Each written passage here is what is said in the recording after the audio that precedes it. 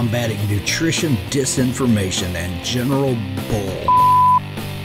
It's Jimmy Rants. JimmyRants.com. What's up, you guys? Welcome back to another Instagram Live. And we're here with another episode of Jimmy Rants. And I got a rant for you today, you guys. JimmyRants.com is the website. If you want to check out all of the past episodes, we have a lot of ways that you can listen to and check out the content. But it starts off on Instagram Live. I get to talk to my friends like My Low Carb Path and Kitty Caddick and Megan and Keto Vitals and Keto Nana and Keto to Live. All you guys were right here. You're coming in right now. Just thought, where's the live? Here we are. We're here live. So catch me live a couple times a day on Instagram. Then you can watch it for 24 hours on Instagram. Then we pop it over onto YouTube after that, so you can see all of the past episodes of Jimmy Rants. And then finally, we have a Jimmy Rants podcast, which has the best of the best moments of this here show. JimmyRants.com is the website. Today's Jimmy Rants, you guys, is all about something that I'm already starting to see in a lot of mainstream articles about keto. Okay? So, whenever you hear in the mainstream and read articles about low-carb diets, ketogenic diets, even sometimes they'll throw in paleo diets into the mix, they will say invariably, well, let's ask what some registered dietitians have to say about these popular diets that are out there. So they bring in registered dietitians who we know have not been trained to understand the intricacies of what the ketogenic diet's about. All they are is wrapped up in conventional wisdom when it comes to nutrition. So they're about low-fat diets, they're about healthy whole grains, all of that. So with that context, you will hear these people say, insert food didn't make you fat, so go ahead and eat it. So you name the food. And I actually read an article just today, and they were commenting on the ketogenic diet, and they said oatmeal didn't make you fat, beans didn't make you fat, whole grain bread didn't make you fat, therefore, bingo bammo, those things are healthy for you. Okay. Wrong! Can I just say it that bluntly? I just did, by the way. Wrong. While that statement in and of itself may be true, that those things may or may not have been the contributor to why you got unhealthy, why you got fat, why you got sick. Once you're fat, once you're sick, once you have a broken metabolism, once you have things going on metabolically that are a direct result of poor nutrition choices in your past, even the so-called, quote, healthier foods now become a problem. Things like beans, things like oatmeal, things like whole grain bread, all of those things now become contributing factors to why you would still stay fat, you would still stay sick, you would still have disease creep into your life. And it just angers me to see that registered dietitians would be spreading this message of, well, insert food didn't make you fat, so go ahead and eat it. Because it's a non-starter if you stop and think about it. No, it didn't make me fat. But because of the damage from what did make me fat has taken place, now even those carbs can be harmful. Just ask any type 2 diabetic, or even let's back it up and go to the autoimmune condition of diabetes, and that's type 1 diabetic. Ask them what their dosing of insulin is when they have to eat beans, or when they eat beans. They don't have to eat beans. When they eat beans, or when they eat oatmeal, or when they eat whole grains, whole grain anything, pasta, bread, whatever, they have to dose with higher levels of insulin to cover up the carbs. So are those carbs benign? Are they not causing any problems whatsoever? No, of course they are. So for these dietitians to now say that these foods didn't make you fat, so therefore go ahead and eat them, and you know, they're giving people free pass. It's horrible, horrible, and I would even say irresponsible of them to share that information, because you're merely giving people a green light to eat something that will spike their blood sugar, that will spike their insulin levels, that will raise their inflammation levels, that will make their A1C much worse, that will, for all intents and purposes, make them less healthy.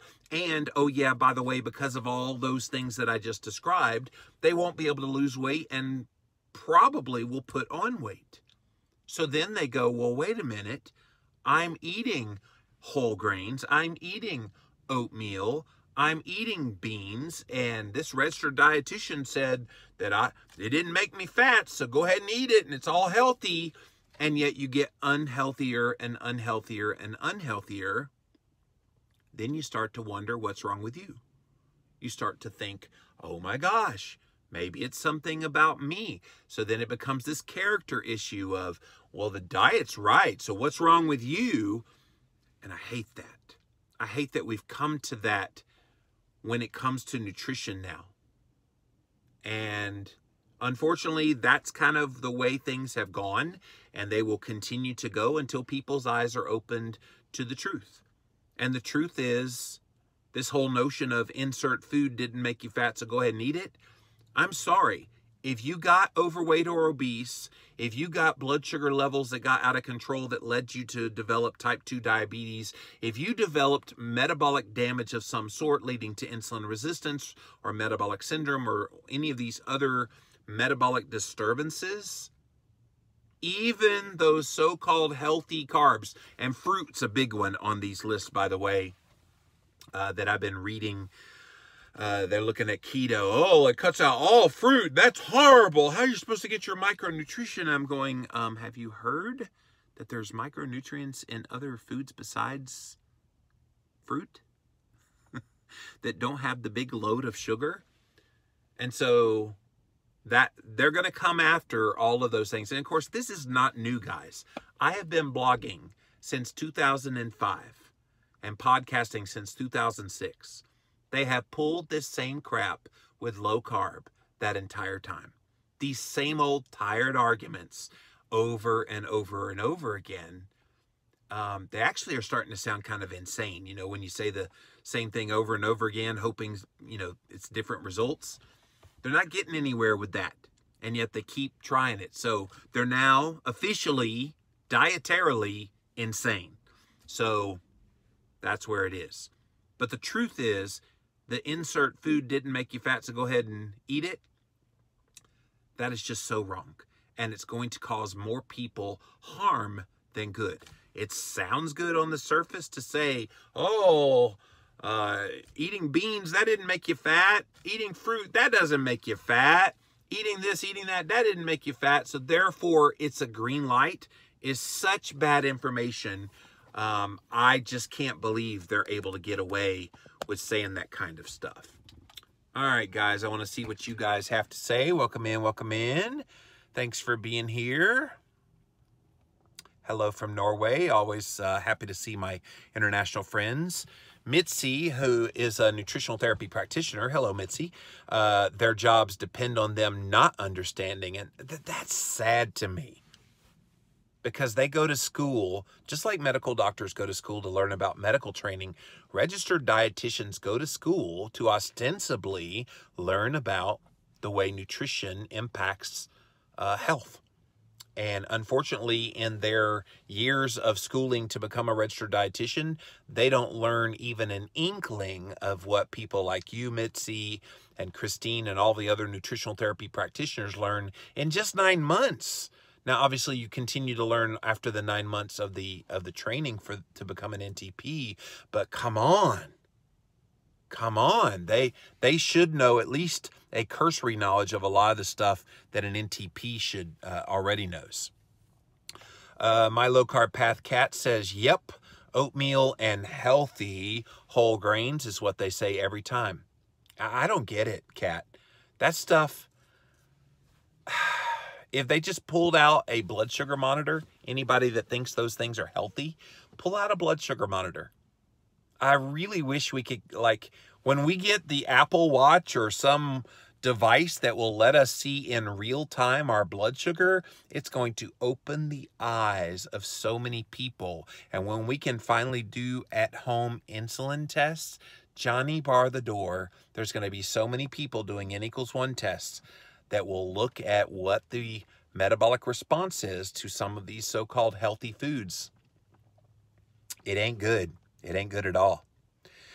Official Tyler Clark says it's so frustrating because these diet nutritionists are doing more harm than good. My mom's boyfriend was just named a pre-diabetic and he won't give me a listen because his daughter says keto is poison. Yeah, that's the world we live in, Tyler, sadly. Crystal says, oh yeah, now all cereals are whole and sugar-free, so healthy for kids. Sickening. Yeah, here's the thing too. Things that are labeled as whole grain, I don't know how they get away with this. Because if you actually ate a whole grain in its whole form, you would break your freaking teeth. So what they call whole grains is actually refined grains. Because that's the only way they make them edible. That's the only way you can chew them without breaking your teeth, is for them to refine them. So let's stop with this nonsense of eating whole grains when even most oatmeals are still refined. If it's powdery in there, that's refined. They can't get away with that anymore. I'm going to call them out on it. Kat says rice is another one. I had a doctor tell me rice never made anyone fat. Exactly. That's part of this insert food didn't make you fat, so go ahead and eat it. Well, you know, rice is completely benign. It didn't make you fat. Surely no. It's unfortunate that we've gotten to this point that argument still has legs, because I think most of the population is dealing with some kind of metabolic disturbance. In my book, The Keto Cure, Dr. Adam Nally and I made the point that probably upwards of 80% of the population has at least some semblance of insulin resistance. So you're on some scale from the very smallest little bit of insulin resistance to people that are full-on type 2 diabetic, morbidly obese, and not in a good state. And so we fall along that spectrum where even these so-called better carbs are still going to negatively impact you. Kitty Katarina says, after some damage is done, plus grains are not the same anymore. Exactly. Go read the book. It's been a few years since it came out, but go read the book Wheat Belly. It's by Dr. William Davis. And in that book, he talks about when we made the change over from, you'll recall from the song, the Amber Waves of Grain. These were these tall grains that would, flail in the wind, and then they changed it over to the dwarf wheat. And the reason they did dwarf wheat is it would grow faster, it would have higher yield, so they could make more of it, and it's a lot worse. The hybridization of that kind of wheat and grain, it messed us up, man, and it's not even close to being the same kind of food that we had even 50 years ago. They are killing our children. Breakfast foods are junk. School lunches are even worse. Crystal, I don't disagree. I just did a whole rant the other day all about school lunches. Joshua Winslow, I believe until they start making real foods cheaper, people will keep eating junk. Well, see, here's the thing. Real food is cheaper when you buy it and you allow your body to eat it naturally in its whole form, and you don't have to eat as often when your body is nourished. So this whole notion that people buy cheaper foods and that real food should be cheaper, it is cheaper because you don't have to buy so much of the junk food anymore. You're not buying junk food anymore. You're buying real whole foods. You can allocate the money you were spending on all of that junk food right to less amounts of real whole foods, and you don't have to eat as much of it. So I don't buy this notion that real whole foods need to be cheaper. They are cheaper when you think about the budget of what you spend on junk now, and include fast food in there, include when you stop at the corner convenience store, include when you're going to buy something out of a vending machine. All of that money adds up, and if you just allocated that towards real whole foods, then we wouldn't have any problems like that. All of our food is so sprayed with chemicals now, it brings nutrition level way down. Eating corn and grains is really awful. Bonnie Lene, yeah, that's a whole nother issue, but yes, corn, grains, all of this stuff that dietitians like to say, oh, well, those things didn't make you fat, so therefore keep eating them. They're just not understanding how this works. Hello, Claire from London. What time is it in London? Almost midnight in London. Having such a hard time getting the live feed. Well, I'm sorry, Daisy. You're here now, so I'm glad you're here. Real-time blood sugar will turn things around. I think so, Kat, and it's something that I cannot wait to be able to see. Now, there is this thing called a Freestyle Libre. So you stick it in your arm, and it's what's called a flash glucose monitor, which at any moment you could just, and you could see what your blood sugar reading is. But when we can get it continuously with a watch or with some kind of device that would constantly look at your blood sugar, and then as you're eating a food, you can see when it goes up, how high it goes up, and when it starts to come back down again. Such invaluable information. I can't wait to see that. Crystal says, I worked 25 plus years in DD field, 80 plus hours a week. I'm fat because I'm lazy, according to doctors and nutritionists. That is a lie from the pit of hell. I wish they would stop shaming people for how they got to where they are. A lot of it's not their fault. A lot of it is hormonal. A lot of it is based on their bad nutrition in their past. And we need to be more loving and kind towards people that are going through that. Bullock in 2018, maybe schools should be free. Nutritionists aren't getting much for their education. Maybe the, dietitian school is what you're saying should be free because they're not getting much. Yeah. Or get them to have to go through the Nutritional Therapy Association program so they at least have that knowledge about what NTPs know as part of their registered dietitian knowledge. Sherry smiles, can you check your insulin response with a blood glucose meter? No, you cannot. You will test your blood sugar, but insulin is a totally different number, and there is no direct correlation with what your blood sugar reading is to what your blood insulin level is. So no, it doesn't exist right now where you can test your insulin at home. Hopefully in the next couple of years, we'll be able to see some movement on that, but right now, no. Right now, the only place you can get your insulin run is through some lab testing, either through your doctor or what I talked about on a previous Jimmy Rants, Any Lab Test Now, privatemdlabs.com, all of these other ways. A client of mine was diagnosed with celiac, was sent to see a dietitian at a local hospital who proceeded to give her recipes to make gluten-free cupcakes and cookies. Richard. Yeah, that is what happens, buddy. The Keto Road. We have to get on a live soon. Well, let's make it happen, man. Let's do it. Let's do it. Hello, Russ. Thanks for being here. Hello, Vesna. Hello, Keto Nana. Grown in Nebraska. What's grown in Nebraska?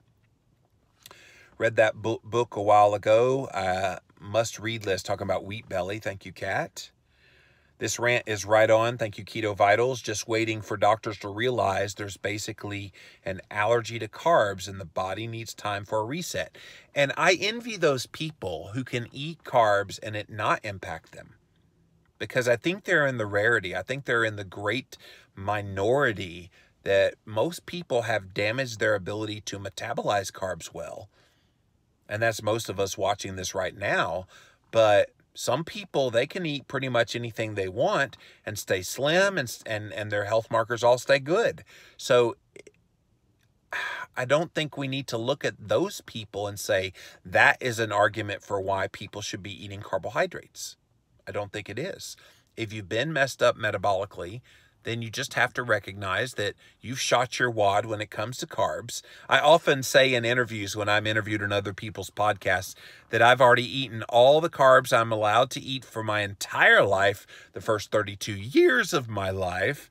Therefore, I can't have as many now. Not necessarily true, but there is some veracity to having to lower your carbs once you've kind of shot your wad earlier in life. Bonnie Lene, so insert foods, she said, I'm sorry, maybe I missed out, but what are the insert foods? Really, any food that dietitians deem as healthy. So the examples that I've given are whole grains, beans, oatmeal, fruit, you name it, that they say is, quote, healthy, didn't make you fat, so go ahead and eat it, is what they say. And I'm making the argument that that is so dead wrong. Hello, Lindy. Thanks for being here. Crystal says, I saved money on keto. Yeah, I did a cost analysis of how I used to eat when I was 400 plus pounds. All the junk food, all the fast food, all the everything, where I was constantly having to feed the beast.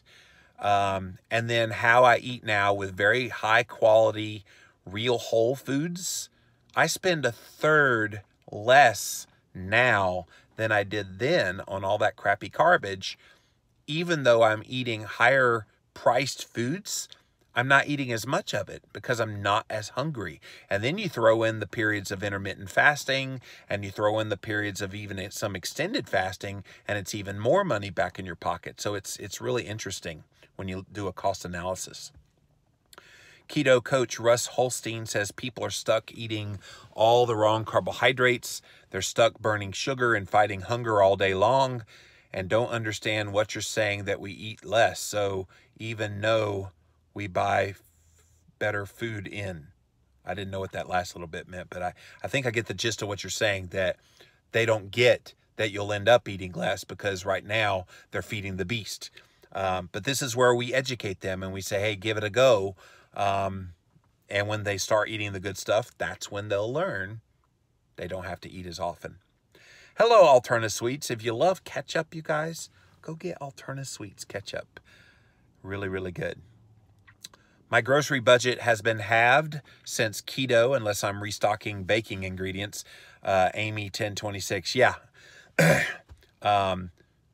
just bought a whole bunch of Swerve because I'm going to make some stuff for the holidays coming up here, and I needed some more sweetener. But yeah, other than things like that, it's not usually that expensive.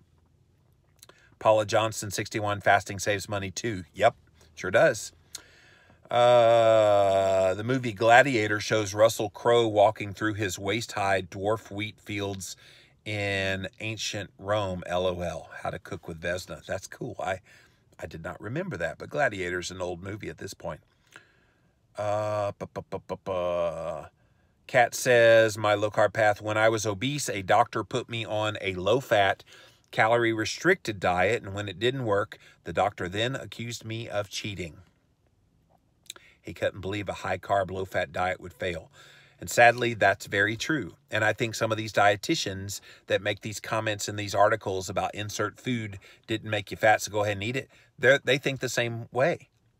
Well, if you ate beans and they made you fat, well, there's something wrong with you. Not there's something wrong with your metabolism, not maybe something's out of whack somewhere internally, but it was all judgmental based on behavior. I hate that. Keto Mary 71, love your rants, Jimmy. No one loves a good rant more than me. Well, you're a ranter. I want to see Mary rants because I think Mary rants would be unbelievably awesome. Yeah, pretty much anytime they healthy, you know it's going to be, anytime they say something is healthy, you know it's going to be bad. Get fit with the facts. Yeah, sadly, that's true. Crystal says, nutritionists told me intermittent fasting will make my body go into starvation mode and I would gain weight. We're going to keep fighting these mantras that are thrown at us. But here's the thing. I've been fighting them since 2005 when I started blogging. They haven't gone away all these years later, and will continue to counter them. The way you counter them is with facts. And if you explain how fasting is different than starvation, you're going to keep explaining, but you'll win a few hearts if you do that. The biggest expense I've had with low carb has been buying new clothes. Yeah, that is definitely something that has to happen. And it's a good thing. Yeah, you don't mind spending more money on more clothes. So guys, the bottom line in this Jimmy Rants is when you read in articles about keto or low carb, or maybe even they throw in paleo, when you read in there that the concern over these things is that insert food didn't make you fat, so go ahead and eat it, you've got to realize that is true, but it's not the whole truth. And when you go before a court of law, they always say, speak the truth, the whole truth, and nothing but the truth. Well, it is the truth that those foods like beans and rice and corn and all of that didn't make you fat. It is true, but it's not the whole truth. Because once you get fat, all bets are off and they can be harmful. That's what you need to know. All right, guys, that's it for this Jimmy Rants. Thanks for watching. JimmyRants.com is the website. And if you're brand new to the show, it's pretty cool what we do here. We start off on Instagram, and I do Instagram Lives twice a day. Go follow me at Livin' Low Carb Man, and LivinLowCarbMan. And you can follow me, and we pop on here usually sometime in the morning, sometime in the afternoon, Eastern time. And then if you missed the live, like all these awesome people down here were great today engaging in the content, you can watch it on replay for 24 hours on Instagram. Then we pop it on over to YouTube, where you can watch it forever and ever. Amen. Got a lot of great YouTubers that follow this show there, so thank you for that. And then finally, the Jimmy Rants podcast. Go follow that, you guys. We take the best of the best moments of these rants, and we put a nice music bed underneath that. And if you'll do me a favor, I really need some reviews there on the Jimmy Rants podcast. So go over to Apple Podcasts. It takes about 3 minutes. Sign into your account, type in a review, tell people what you think about the show, and it would really, really help me out at the Jimmy Rants podcast. Again, you guys, all of this stuff is at JimmyRants.com. So until next time, we'll see you then.